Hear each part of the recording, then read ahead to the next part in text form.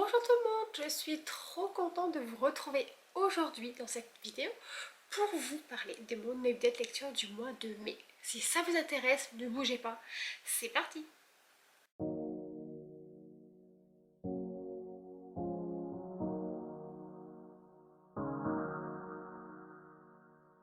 Et on commence avec Comment le prince Cardan en est venu à détester les histoires d'Holly Black aux éditions Rajo. Et ce livre donc va parler principalement de Cardan, mon personnage préféré de cette trilogie, le prince cruel, le roi maléfique, la reine sans royaume. Donc dans ce livre, on va remonter un peu dans l'enfance de Cardan, donc ça va nous parler des choses qui se sont passées avant le tome 1, pendant le tome 1, le tome 2, le tome 3 et après le tome 3. Malgré ça, je trouve qu'on n'en apprend pas tellement sur Cardan au final. Je pensais qu'on allait savoir pourquoi il était devenu aussi méchant, pourquoi, bon, même si on nous apprend des choses, mais finalement je trouve que ce qu'on apprend dans ce livre, au cours des 3 tomes, finalement on l'apprend également. Donc bon, ça approfondit, mais vraiment léger. Mais j'avoue que j'étais super contente de lire ce livre parce que de 1, à pas se mentir, il est magnifique. Voilà, c'est une pépite. C'est écrit assez grand, donc ça c'est lu assez facilement. En plus, il y a des super belles illustrations. Et je vous en trouve une belle.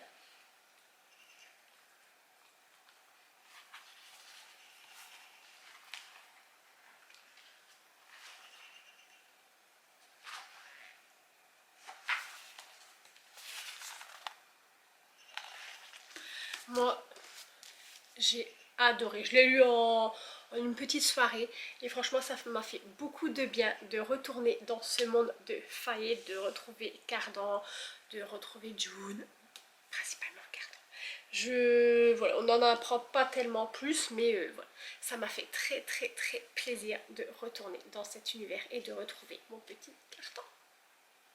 J'ai également lu La maison aux 52 portes d'Evelyne Brézou-Pellen aux éditions PKJ. Et donc dans ce livre, on va suivre Maëlys qui, avec ses parents, va aller habiter dans une vieille bâtisse dont ils viennent d'hériter. Et Maëlys, elle est la seule à avoir des visions où elle voit ses ancêtres à l'époque où eux-mêmes vivaient dans cette bâtisse. Et il y a une petite intrigue, il y a quelque chose de louche. Et par ces visions, par les phénomènes qui vont se passer dans la maison, ses ancêtres vont essayer de demander l'aide de Maëlys. J'ai adoré cette lecture. Moi j'adore tout ce qui est autour des maisons hantées. J'aime beaucoup, là en plus on parle des personnages d'époque, voilà, avec les longues robes et tout. Enfin, c'est vraiment une époque à laquelle j'aurais aimé vivre. Et j'ai aimé, j'aurais tellement voulu intégrer l'histoire avec Maëlys. Oh là là là là. Dès le départ, dès les premières pages du livre, en fait, quand elle est dans la voiture avec ses parents, à un moment elle a un flash où elle se voit, elle est dans la voiture, mais elle n'a plus les mêmes vêtements, elle porte des vêtements d'époque. La voiture, c'est une voiture de l'époque aussi. Les personnes qui sont sur les sièges avant ne sont même plus ses parents. Et elle a beaucoup de flashs comme ça où parfois elle est dans une pièce et puis la météo de dehors va changer, l'ambiance dans la maison va changer, les meubles vont changer, la déco va changer et elle va entendre en fait des gens autour d'elle, comme si elle remontait le temps en fait et puis elle arrive dans une scène, voilà, dans un moment précis où elle voit ses ancêtres, voilà, vivre ce qui s'est passé et c'était tellement intéressant.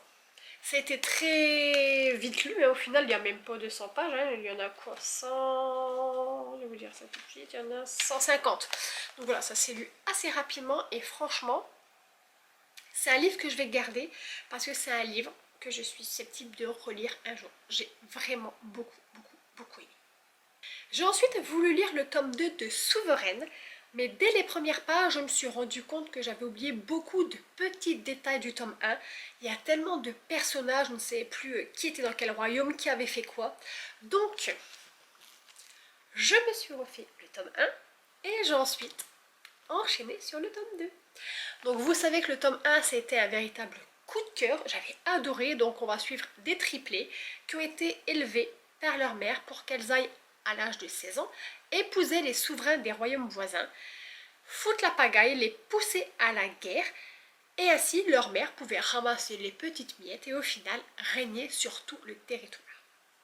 Mais arrivés dans leur royaume respectif, 2 filles sur 3 vont décider en fait de se défaire de l'emprise de leur mère et d'essayer en fait voilà, de régner comme elles peuvent sur leur petit royaume. Bien sûr, c'est leur mère, elle les a éduquées, elle sait très bien comment elles sont, elle avait déjà tout prévu.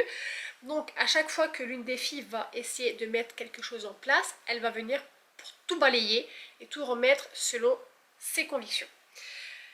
Le tome 1, on termine sur un truc. J'étais choquée. La reine Margaro, je la déteste au plus haut point. Et j'attendais le tome 2 avec impatience. Donc quand je suis arrivée au tome 2, j'étais toute contente. Je dois vous avouer que je suis restée un petit peu sur ma faim. Je suis un petit peu déçue. Daphné, c'est l'une des sœurs que je préfère. C'est pas énorme. Et en fait, c'est la seule qui ne veut pas tourner le dos à sa mère dans le premier tome. Et finalement, dans le deuxième, par rapport à ce qui se passe à la fin du premier, elle décide en fait de rejoindre en fait ses sœurs. Voilà, elles vont toutes les 3 se dresser contre leur mère. Et je reste un peu sur ma faim parce que malgré tout, la reine Margaro, elle m'agace au plus haut point. Et dans ce tome 2, je trouve qu'elle n'a pas encore ce qu'elle mérite vraiment. Mais bon. Il y a un tome 3, donc on va attendre qu'il arrive. Je ne vous l'ai pas dit, c'est aux éditions Casterman et c'est écrit par Laura Sébastien. Madame Laura Sébastien, je vous attends en tournant dans le tome 3. Faites-moi rêver. Même si dans ce tome 2, à un moment où j'étais un petit peu agacée par mon personnage préféré, je me suis dit, ah, mais enfin, elle ouvre les yeux, il était temps. J'étais un peu contente. Malgré ça, il y a des choses voilà, qui continuent de m'agacer un peu. Et j'espère vraiment que le tome 3, ce sera l'apogée et que je vais kiffer. Donc, Madame Sébastien, je vous attends. J'ai poursuivi ensuite avec Les Chroniques d'une sorcière d'aujourd'hui, le tome 3, Campbell, d'Angèle Delaunoy aux éditions Michel Catin. Et là, on va retrouver nos jumeaux canadiens qui, cette fois, embarquent pour l'Afrique. Leur grand-père était un photographe professionnel et il y a 8 ans, il était parti en Afrique et il avait mystérieusement disparu. Et malgré l'enquête qu'il y avait eu, ils n'ont pas retrouvé sa trace et ils ont décidé de le déclarer mort. Et là, dans ce livre, la grand-mère reçoit une lettre de son mari datant d'il y a quand même quelques années, mais qui prouve qu'au moment de l'enquête, il était bel et bien vivant. Donc, ni une ni deux, avec les jumeaux, ils font leur bagage et ils embarquent pour l'Afrique. Et j'ai adoré. Franchement, les descriptions des paysages, des animaux, des traditions africaines, mais j'ai kiffé, j'ai voyagé avec eux, je m'y croyais. Franchement, je voyais les girafes et tout dans mon lit. C'était trop bien. J'ai adoré ma lecture. Sauf petit bémol, à la fin, je trouve qu'il y a quelque chose, ça passe trop vite, ça va trop vite, c'est trop facile. Il y aurait dû y avoir une confrontation pour moi entre 2 personnes, on ne l'a pas eu. Un dialogue, il y a des choses qui auraient dû être expliquées qui ne le sont pas. Voilà, c'est trop facile, c'est trop rapide, ça ne m'a pas trop plu. Voilà, c'est juste ça où je vais mettre un petit bémol, mais sinon en soi la lecture j'ai adoré. Je préfère le tome 3 au tome 2, mais le tome 1 est indétrônable, c'est toujours mon préféré pour l'instant. J'ai ensuite lu le tome 3 des Chroniques des Rokesby de Julia Quinn aux éditions J'ai lu. Et dans ce livre, on va suivre Poppy Bridgerton. Poppy qui est la cousine d'Edmund Bridgerton. Et suite à la saison mondaine, elle décide d'aller passer quelques jours chez une amie pour se reposer. Durant une après-midi où elle se balade sur la plage, elle découvre une grotte qui est remplie de caisses. Curieuse comme elle est, elle essaie de savoir ce que contiennent les caisses et elle est surprise par des pirates. Ni une ni deux ne savent pas quoi faire de la jeune fille, donc ils l'emmènent jusqu'au capitaine. Ce dernier doit partir là maintenant tout de suite pour un voyage au Portugal. Il n'a pas le temps de s'occuper de ça, il ne peut pas laisser Poppy repartir dans ses pénates parce qu'il faudrait quand même pas qu'elle aille ouvrir sa bouche et qu'on aille vider la grotte. Ça lui appartient, il est hors de question qu'on lui prenne, donc il décide de la garder captive dans sa cabine et elle va partir avec eux pour le Portugal et réglera le problème après. Peu importe que ce soit une jeune fille de l'aristocratie, peu importe ce qui peut arriver de sa vertu, si on vient à savoir que cette demoiselle est partie en voyage au Portugal avec des hommes, tant pis, il n'a pas le temps, hop, allez, direction le Portugal. Donc, Poppy, elle n'a pas le choix, hein, elle se retrouve un peu, malgré elle, captive de pirates dans la cabine du capitaine qui bien sûr n'est autre qu'Andrew Roquesby. J'ai adoré ma lecture. Alors autant le tome 1, je vous avais dit que la jeune fille me faisait penser à Héloïse, alors elle, pareil, une Héloïse aussi. Ah, j'ai adoré, c'est drôle, les personnages, je les adore. Andrew, j'ai adoré. Poppy, j'ai adoré. Les petits pirates là qui l'ont trouvé dans la grotte et puis qui la ramènent, qui tombent sous le charme de Poppy, qui l'aiment bien, qui essaient de lui faire plaisir, de lui ramener des petits trucs à droite, à gauche pour faire en sorte qu'elle se sente bien. J'ai beaucoup aimé. Et le caractère de Poppy, les punchlines qu'elle peut lancer Andrew et lui qui lui en rend aussi. J'ai passé une super bonne lecture. Franchement, même si je pense que c'est comme pour les Bridgerton, demain il y aurait une série sur Netflix, je pense que je préférerais la série. Mais malgré tout, je passe toujours un bon moment quand je lis ces livres. Franchement. Allez, plus que le tome 4, on verra ce que ça donne. J'ai ensuite lu La Rage des Failles, le tome 1, Le baiser du prince de sang d'Alyssa Thorne aux éditions Milady. Donc dans ce livre, on va suivre des faillés. Des faillés qui, à 1000 ans, ont été trahis, maudits et bannis par les humains. Un jour, ils réussissent à trouver une faille et ils arrivent à revenir dans notre monde, à Londres, et ils sont bien décidés à se venger. Le prince Kian fait une prise de guerre, une demoiselle, une humaine, et il ne se l'explique pas, il n'arrive pas à la tuer.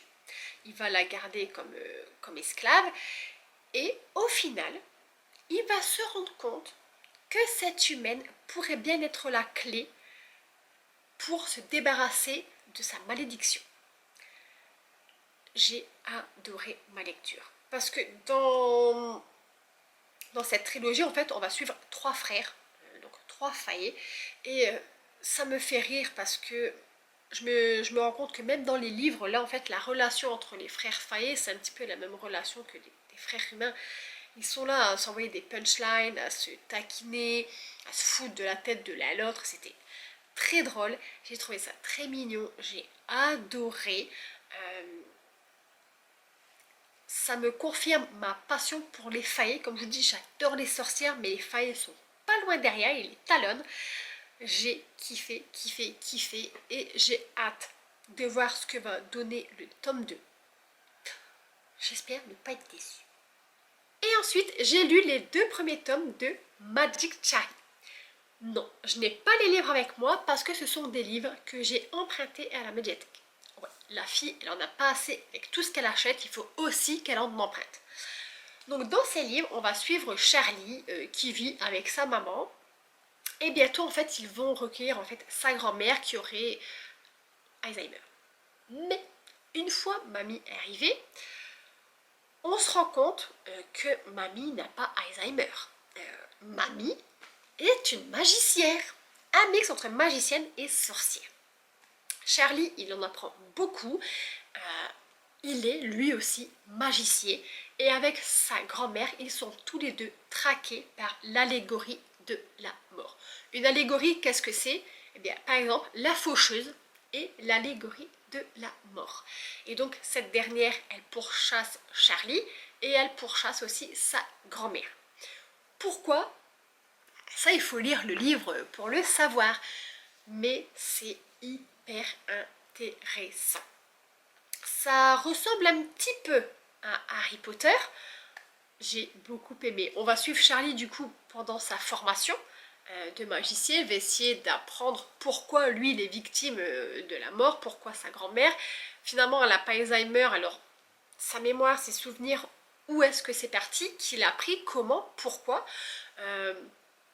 Il va devoir donc apprendre le métier de magicien, apprendre à voler sur un balai, il va devoir apprendre tout ça. Bien sûr, il va faire quelques petites actions qui, dans le tome 2, vont l'emmener dans une école de redressement pour de vilains magiciens.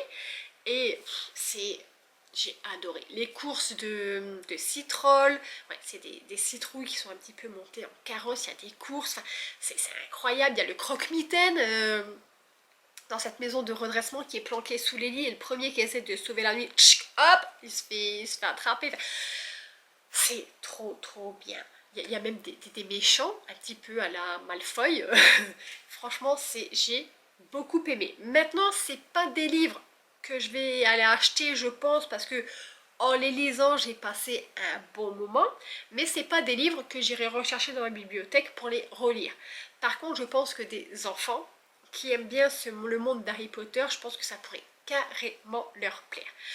Il y a le tome 3, je vais essayer quand même de l'obtenir parce que je veux quand même savoir comment tout ça se termine, mais franchement, ouais, c'était plutôt des bonnes lectures. Et bien voilà, cette vidéo touche à sa fin. Comme vous l'avez vu, le mois de mai a été riche en lecture. Même si certains livres m'ont un tout petit peu déçu sur la fin parce que ça manquait un peu de détails. En général, voilà, tous les livres que j'ai là, que je possède, que j'ai lus, je vais les garder. Dites-moi votre avis, si vous avez lu certains de ces livres, donnez-moi votre avis si jamais ils diffèrent du mien.